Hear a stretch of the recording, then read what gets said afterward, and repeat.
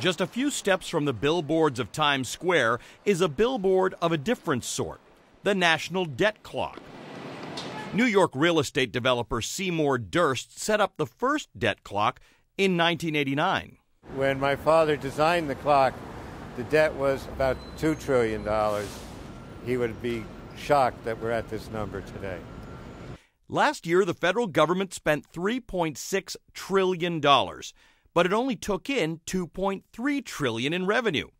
It borrowed the shortfall, $1.3 trillion, and that's the deficit. The accumulated deficits or shortfalls plus interest make up the national debt, and it's more than $16 trillion today. The debt had run up under both Republican and Democratic presidents and Congresses. Both have had opportunities to tackle it, but it is never politically palatable. President Obama formed the Simpson-Bowles Commission, headed by former Republican Senator Alan Simpson and Bill Clinton's chief of staff, Erskine Bowles.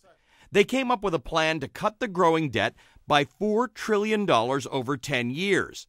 Vice presidential candidate Paul Ryan was a member of that commission, but he and enough others voted against it, so it never even got to Congress.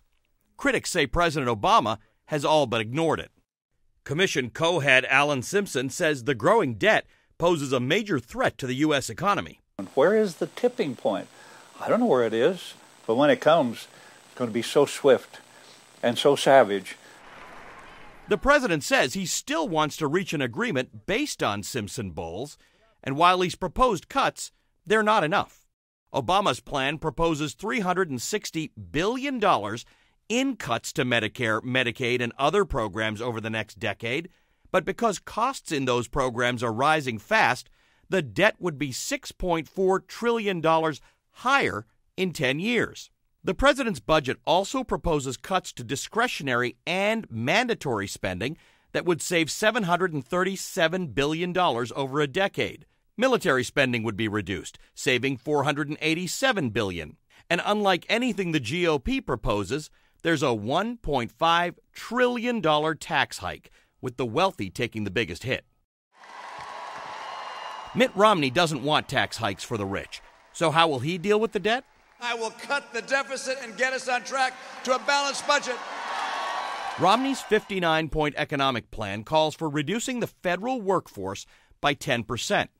Like Obama, he also proposes entitlement reform and some major spending cuts, but he hasn't detailed them yet. As for taxes, Romney proposes cutting income tax rates by a fifth across the board, presumably balanced by closing loopholes, but again, no specifics. In short, neither candidate has proposed a plan that puts a serious dent in the U.S. debt. But Douglas Durst still holds out hope that one day he'll be able to retire his dad's debt clock. I'm an optimist. We would have a very big party. Ali Velshi, CNN, New York.